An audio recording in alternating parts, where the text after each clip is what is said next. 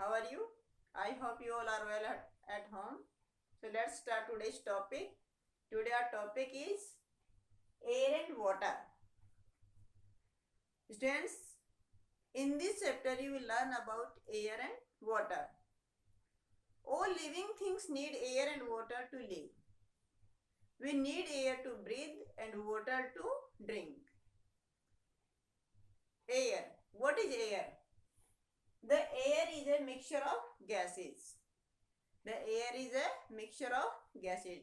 It means mixture of gases known as air. Air is present everywhere. अब जहां पे भी देखेंगे कि हर जगह पे क्या होती है, एयर प्रेजेंट होती है. गैसेस के मिक्सचर को ही हम क्या कहते हैं, एयर कहते हैं. And it is present everywhere. ये हर जगह प्रेजेंट होती है. We can not see air but we can feel it. हम एयर को देख नहीं सकते लेकिन उसको हम फील कर सकते हैं. When it moves, जब ये मूव करती है. It means we can't see air, we can feel it only when it moves. जब भी ये चलती है तो हम उसको फील कर सकते हैं, हम देख नहीं सकते हैं. Composition of air. What is the composition of air? Air contains about 78% nitrogen, 21% oxygen, and 1% other gases like hydrogen, helium, argon, ozone, carbon dioxide, etc. It also contains water vapor, dust, and smoke. Once again, composition of air. It contains about 78% nitrogen, 21% oxygen, and 1% other gases like carbon dioxide, hydrogen, helium, argon, neon, ozone, etc. It also contains water vapor, dust, and smoke. Then nitrogen. About 78% air is nitrogen. Nitrogen is not used by living beings directly from the air. जो भी 78% nitrogen हमारे atmosphere में मिलती है वो उसको plants और living beings उसको डायरेक्टली यूज में नहीं ले सकते हैं, नहीं ले पाते हैं. Plants get nitrogen from the soil. Plants कहाँ से नाइट्रोजन लेते हैं? From the soil.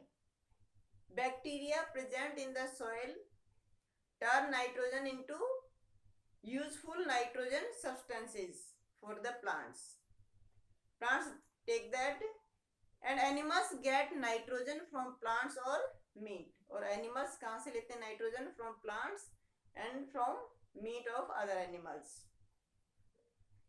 Nitrogen does not support burning. It means it does not support burning. ये जलने की प्रोसेस को हेल्प नहीं करती है. It does not support burning. It's absence can make even a small fire uncontrollable. यदि इसकी absence में यदि कोई छोटी भी आग लग जाती है वो भी अनकंट्रोलेबल बन सकती है. So it is very important for us. Then next, oxygen. Oxygen. All living things need oxygen. All living things breathe oxygen. They breathe in oxygen and they give out carbon dioxide. So all living things need oxygen. Oxygen is also needed for burning. इसके अलावा oxygen breathing में तो काम आती है, इसके अलावा burning में भी क्या है, ये हेल्पफुल है. It is also needed for burning. Then next, other gases that are 1%. Next is other gases. Carbon dioxide used by plants for photosynthesis. Carbon dioxide किस में काम में ली जाती है? It is used by plants for photosynthesis. Photosynthesis process में plants क्या करते हैं? They take in carbon dioxide and give out oxygen. So during photosynthesis they take in carbon dioxide. It is also used in fire extinguishers. इसके अलावा ये fire extinguishers में भी क्या काम में लिया जाता है, आग बुझाने वाले उपकरणों में भी काम में लिया जाता है. Organ is used in making bulbs and fluorescent tube lights. इसके अलावा ऑर्गन किसके लिए काम में लिया जाता है? For making bulbs and fluorescents tubes. Fluorescents tubes को बनाने के काम में भी वो लिया जाता है. Then next, properties of air. What are the properties of air? Air occupies space. Air occupies space. It means it is a matter and it occupies space. When we fill it, it takes space. जब भी हम किसी चीज में इसको fill करते हैं तो ये जगह लेती है. Air occupies space. Air exert pressure. Air क्या करती है? प्रेशर डालती है. It has weight. It occupies space. And it exert pressure. ये किसी भी चीज में फिल की जाती है तो उसमें प्रेशर डालती है. Air has wait. एयर में क्या होता है? वेट होता है. It has mass, weight. Then uses of air. What are the uses of air? All living things need air to breathe. All living things need air to breathe. सभी living things क्या करते हैं? उनको air चाहिए for breathing. All living things need air to breathe. Second, birds need air to fly. Birds को air किस में चाहिए? They need air to fly. Birds को एयर क्या करती है? फ्लाई करने में हेल्प करती है. They need air to fly. Air needed for burning. It is helpful in burning. Oxygen is helpful in burning, so it is needed for burning. इसलिए इसको बर्निंग के लिए एयर की जरूरत होती है. It is needed for burning. It is helpful in burning. Oxygen is helpful in burning. Oxygen gas है जो कि बर्निंग में हेल्पफुल है, इसलिए ये बर्निंग के लिए नीडेड होती है, बर्निंग के लिए हेल्पफुल होती है. Then next, air is used to fill balloons. Air को हम किस काम में लेते हैं? It is used to fill balloons, football, straw, syringe, droppers etcetera. It means air is used to fill balloons, tyres, football, straw, syringe, droppers, etc. Then next, air is used to fly kites, move gliders, hot balloons, etc. इसके अलावा air किसके लिए काम में ली जाती है? It help in flying kites. Kites को fly करने में हेल्प करती है. It is helpful in moving gliders. Gliders को मूविंग में हेल्प करती है. And hot air is used to fly hot balloons. hot balloons को मूव करने के लिए hot air यूज में ली जाती है. Then next, our topic, atmosphere. What is atmosphere? What is atmosphere? A blanket of air that surrounds the earth is called atmosphere. Once again, what is atmosphere? A blanket of air that surrounds the earth is called atmosphere. Air की layer, blanket of air, जो कि हमारी earth surface को क्या करती है? Cover करती है. उसी को हम क्या कहते हैं? Atmosphere. Once again, a blanket of air that surrounds the earth is called atmosphere. It extends from the surface of the earth to hundreds of kilometers above it. It extends from the surface of the earth. ये अर्थ की surface से extend होता है.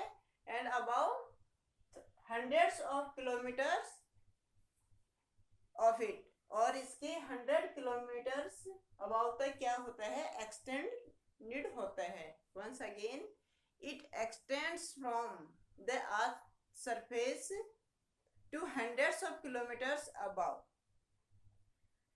The gravitational force of the earth holds the atmosphere at its place. और जो अर्थ की gravitational force है उसकी वजह से जो कि एयर का जो ब्लैंकेट है वो क्या रहता है, अर्थ के आसपास होल्ड रहता है. It means the gravitational force of the earth holds the atmosphere as its place. इसकी जगह पर जो कि इसके अर्थ सरफेस के आसपास में ग्रेविटेशनल फोर्स की वजह से ये एयर का एक ब्लैंकेट होता है. मोस्ट ऑफ एयर इसी लिमिटेड एरिया में क्या होती है, एक्सटेंडेड होती है. Atmosphere has 5 layers. Atmosphere has 5 layers: troposphere, stratosphere, mesosphere, thermosphere, and exosphere. It has 5 layers. Once again, which are these? Troposphere, stratosphere, mesosphere, thermosphere, and exosphere. Troposphere. It is first layer of the atmosphere that is nearby the earth surface.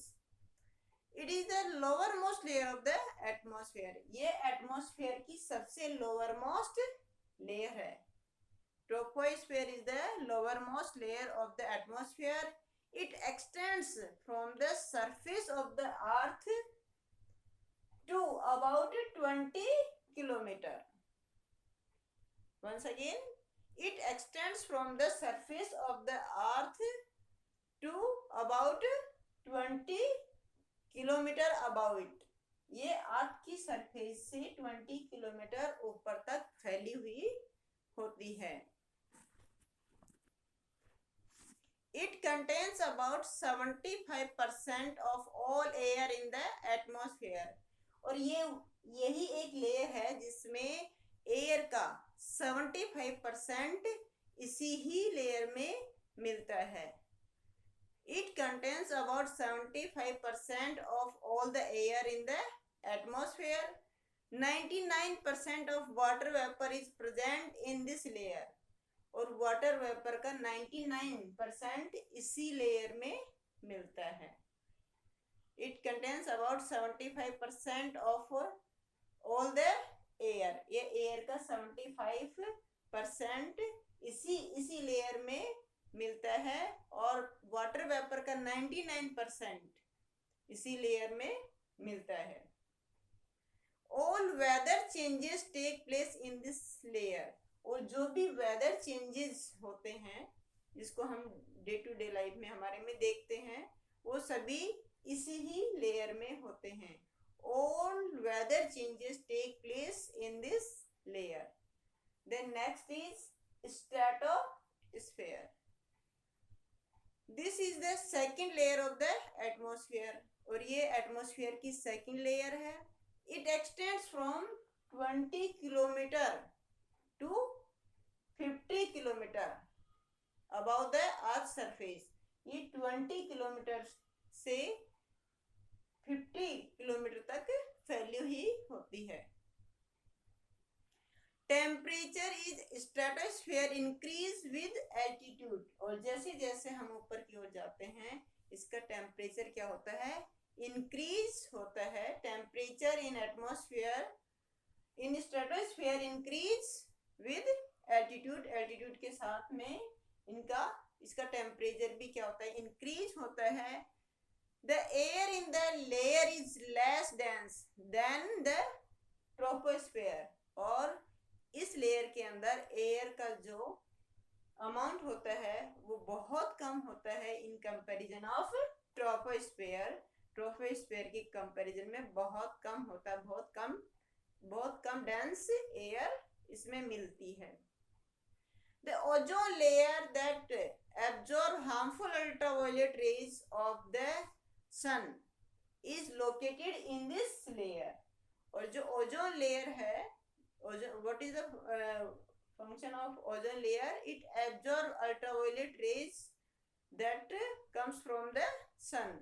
It absorbs ultraviolet rays of the sun, also located in this layer.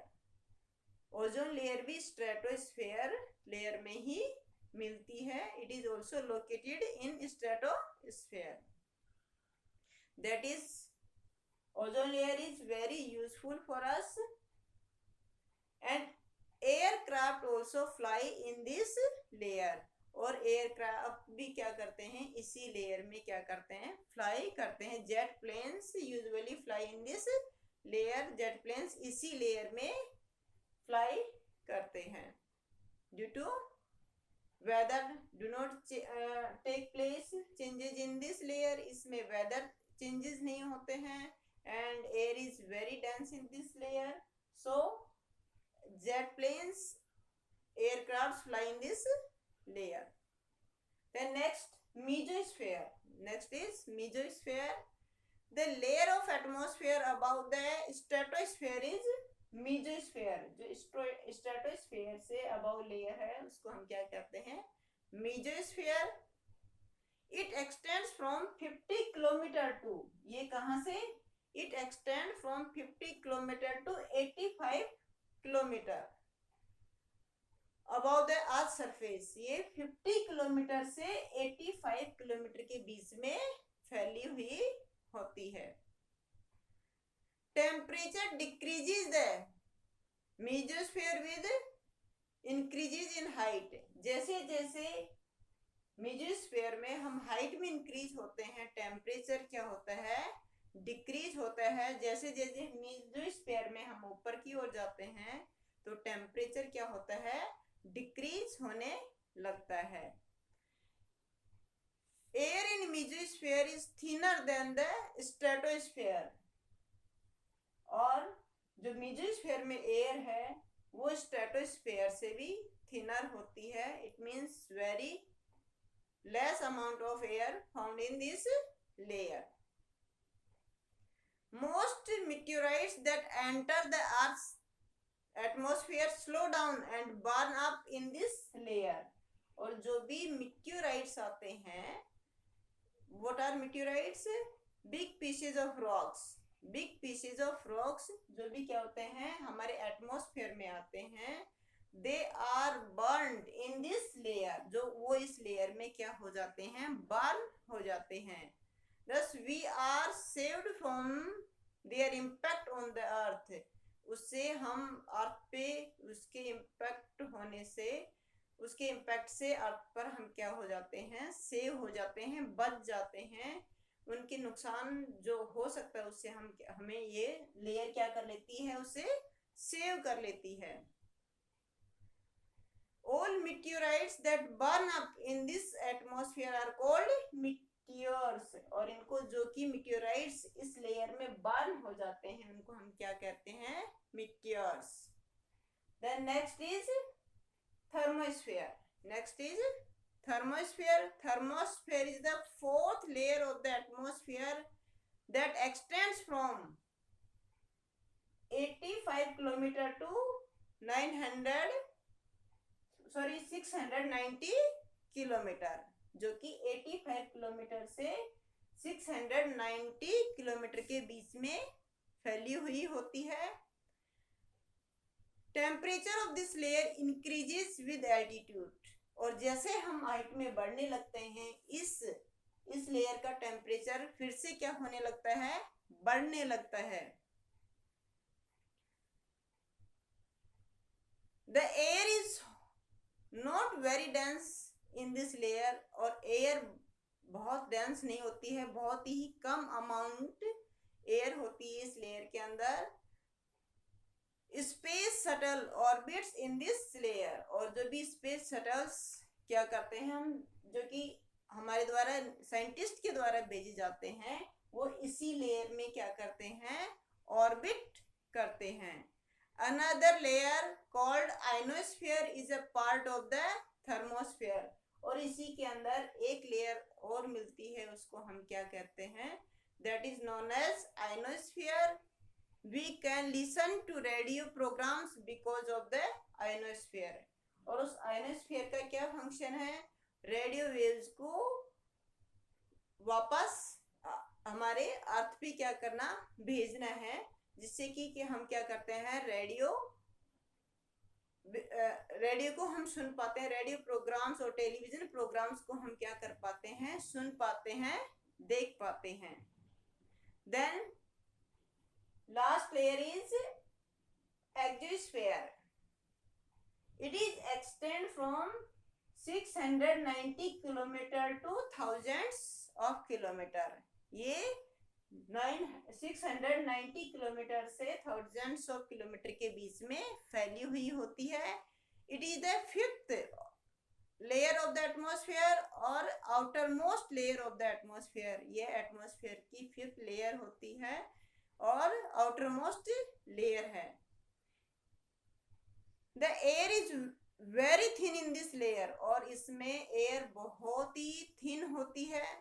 Beyond the exosphere is vast empty space. और exosphere के बाद में बहुत ही जो last तक क्या होता है, बहुत ही वास्ट एम्प्टी स्पेस होता है. There is no air in the space beyond exosphere. और एक्सोस्फीयर के बाद में कोई भी एयर नहीं होती है, स्पेस में कोई एयर नहीं होती है. It protect the earth from meteors and asteroids. और ये हमें मीटियोर और एस्टेरॉइड से क्या करती है, प्रोटेक्ट करती है. Then how atmosphere is useful to us. हमारे लिए एटमॉस्फेयर कैसे यूजफुल है. It protects the earth from becoming too hot by preventing the entry of ultraviolet rays of the sun. ये क्या करती है, हमारे अर्थ को, एटमॉस्फेयर क्या करता है, हमारे अर्थ को जो कि सन से आने वाली रेज से क्या करता है, प्रोटेक्ट करता है. अल्ट्रावायलेट रेज को हमारे तक पहुंचने नहीं देता है, उसको गर्म होने से बचाता है. It protect us from harmful other gases that are very harmful for us. और अदर्स गैसेस भी होती हैं जो कि बहुत उसको क्या करता है, रिटेन नहीं होने देती है, उसको एस्केप कर देती है, जिससे भी क्या करते हैं कि हमें ये, उससे भी हमें बचाती है. It protect us from meteorites and asteroids. और ये हमें मीटियोराइट्स और एस्टेरॉइड से क्या करता है, बचाता है. This way students we have learned about air and atmosphere. In next video we will learn about water. Thank you. Have a nice day.